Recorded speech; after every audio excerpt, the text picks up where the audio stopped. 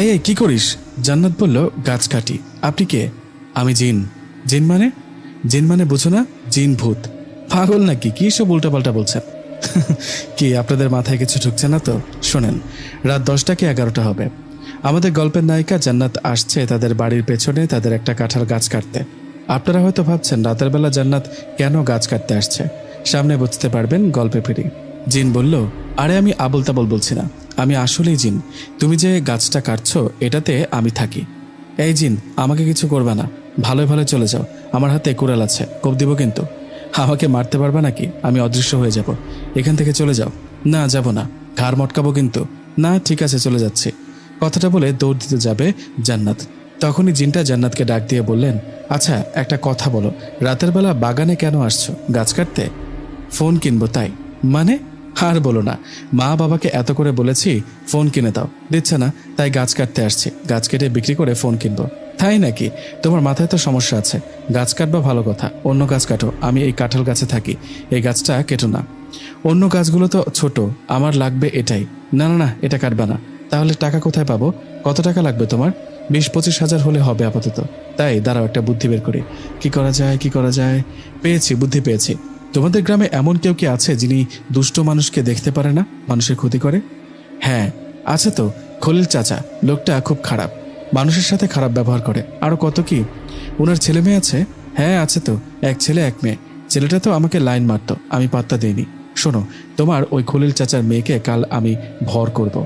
আমি মেয়েটার শরীরে ঢুকে আবল তাবল কথা বলবো, আর তুমি কবিরাজ সেজে ওনার বাড়িতে যাবা, গিয়ে ওনার মেয়েটাকে সুস্থ করে 20-25 হাজার টাকা পাবা। এতে হবে তো? আরে বাহ, মানুষদের মতো জিনদের মাথায় শয়তানি বুদ্ধি আছে দেখি। কি বললে? না কিছু না, কাল কখন যাব? সন্ধ্যায়। জিনের কথায় রাজি হয়ে জান্নাত বাড়িতে চলে আসলো। তার কথা মতো পরের দিন সন্ধ্যার দিকে জান্নাত খলিল চাচাদের বাড়িতে আসলো। জান্নাত খলিল চাচার বাড়িতে আসায় খলিল চাচা বললেন, তুমি সন্ধ্যাবেলায় এখানে কি করছো? কিছু না চাচা, এমনি হাঁটতে হাঁটতে বেড়াতে আসলাম। বেড়াতে আসছো নাকি চুরি করার ধান্দা? না চাচা, কি যে বলেন। আচ্ছা চাচা, আপনার মেয়ে অমন করছে কেন? ওকে ওভাবে বেঁধে রেখেছেন কেন? আর বলো না মা, ওকে মনে হয় ভূতে ধরেছে। কি সব আবল তাবল বলছে, ছুটোছুটি করছে, তাই বেঁধে রেখেছি। এখন আমি কবিরাজ ডাকতে যাচ্ছি। আরে চাচা, কবিরাজ ডাকতে হবে না, আমি আছি না, আমি তো কবিরাজি পারি। আপনি জানেন না বুঝি? তুমি আবার কবে কবিরাজি শিখলা? কবে আবার? স্বপ্নে? স্বপ্নে কি কবিরাজি শেখা যায়? ফাজলামি করো। যায় কিনা একটু পর বুঝতে পারবেন।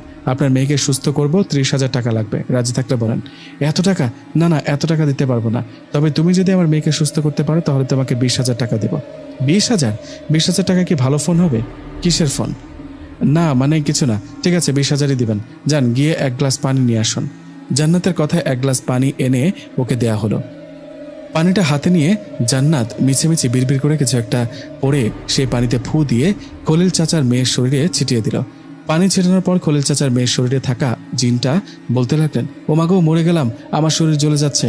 এই আর পানি ছিটাবা না, আমি চলে যাচ্ছি, এক্ষুনি এই মেয়েকে ছেড়ে চলে যাচ্ছি, আর কখনো আসবো না।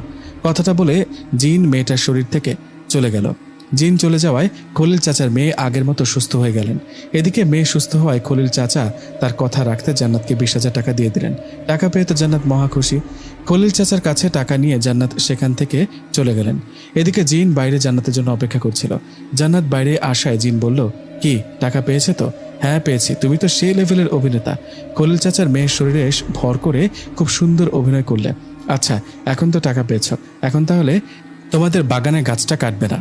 তোমার ফোন কেনার টাকা তো হলো, তাই না? না হয়নি, সহজে তো ভালো ইনকাম হয়। কম দামি ফোন কিনে লাভ নেই, ভাবছি একটা আইফোন কিনবো। আইফোন আবার কি? টাকা তো পেয়ে গেছো, তোমার যা ইচ্ছে কেন। না না, এই টাকা আইফোন হবে না, এর জন্য আরও টাকা লাগবে। তুমি আর একটা বাড়িতে গিয়ে ভয় দেখাও বা কিছু একটা করো, ওই বাড়িতে যা টাকা পাবো এতেই হবে। এটাই শেষ কিন্তু। হ্যাঁ ঠিক আছে। তোমাদের গ্রামের শুরুতে যে মাস্টার বাড়ি আছে ওই বাড়িতে কাল সন্ধ্যায় উল্টো পাল্টা কাজ শুরু করব। ঘরের চালে ঢিল ছুড়ব, তাদের ঘরের ফ্যানের সাথে লাশ হয়ে ঝুলে থাকবো। পরে তুমি ওই বাড়িতে যাবা, সাথে একটা বোতল নিয়ে যাবা, আর ওনাকে বলবা জিনকে বোতল বন্দি করব। এই বলে উল্টো পাল্টা মন্ত্র বলবা, আমি এসে বোতলে ঢুকবো। ঠিক আছে, মনে থাকবে তো? হ্যাঁ হ্যাঁ মনে থাকবে। কথাটা বলে বাড়িতে চলে গেল জান্নাত। পরের দিন সন্ধ্যার পর সেই বাড়িতে চলে গেলেন জান্নাত। সেখানে গিয়ে মাস্টার মশাই ও তার বাড়ির লোককে অনেক ডাকাডাকি করছে, কিন্তু কেউ দরজা খুলছে না। কেউ দরজা না খোলায় জান্নাত ভাবলেন, কি ব্যাপার, বাড়িতে কেউ নেই নাকি? এইভাবে আরও ডাকতে লাগলেন। জান্নাতের বেশ কিছুক্ষণ ডাকাডাকির ফলে মাস্টার মশাইয়ের লাইট হাতে ভয়ে ভয়ে বাইরে বেরিয়ে আসলেন। বাইরে এসে জান্নাতকে বললেন, কে তুমি, এখানে কি চাও? ভূত চাই। আঙ্কেল, আমি একটা মেয়ে কবিরাজ। গ্রামে কারো বাড়িতে কোনো ভূত বা প্রেতাত্মা আসলে আমি বুঝতে পারি। আমার মনে হয় আপনার বাড়িতে কোনো সমস্যা আছে। হ্যাঁ হ্যাঁ, ঠিক ঠিক। আর বলো না মা, আমাদের বাঁচাও। আমরা সবাই একটা লাশ দেখতে পাচ্ছি। লাশটা ফ্যানের সাথে ঝুলে আছে। শুধু কি তাই, আমাদের টিনের চালে কে জানে ঢিল ছুটছে। তাই ভয়ে সবাই এক রুমে বসে আছি। আমি এসে গেছি, আর কোনো ভয় নেই। সমস্যার সমাধান হয়ে যাবে। টাকা লাগবে 50,000। এত টাকা? আমি তো গরিব, এত টাকা কই পাবো? মিথ্যাবাদী, এমনি তো আপনি মাস্টার, এছাড়া প্রাইভেট পড়ান কতজনকে, সবই জানি। 50,000 টাকা দিলে কাজ করবো, নইলে চললাম। যেও না মা, ঠিক আছে আমি রাজি। টাকা পাবে, কাজ করো।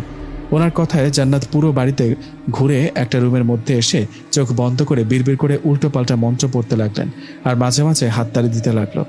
এভাবে কিছুক্ষণ চলার পর জান্নাত সাথে করে নিয়ে আসা বোতলের মুখ খুলতেই সবাই দেখলেন কালো ধোয়ার মতো কিছু একটা এসে বোতলের মধ্যে ঢুকে পড়ল। ধোয়া বোতলের ভিতর ঢুকতেই জান্নাত সেটা বন্ধ করলেন, আর সবাইকে বললেন, এখন থেকে আর সমস্যা হবে না। আমি ভূতটাকে বন্দি করেছি।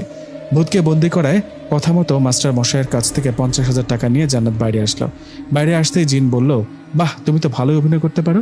তুমিও কম না, জিন হয়েও তোমার মাথায় মানুষের মতো শয়তানি বুদ্ধি। আচ্ছা, আমার দেয়া কথা রাখলাম। তোমার টাকা পেয়েছো তো, তাই না? এখন আমি চললাম, তুমি বাড়িতে চলে যাও। আর হ্যাঁ, কোনো সমস্যা হলে বা আমার সাথে কথা বলতে চাইলে তোমাদের বাগানে কাঁঠাল গাছটা কাছে এসে আমাকে 3 বার ডাক দেবা, তাহলে আমি তোমার সামনে হাজির হব।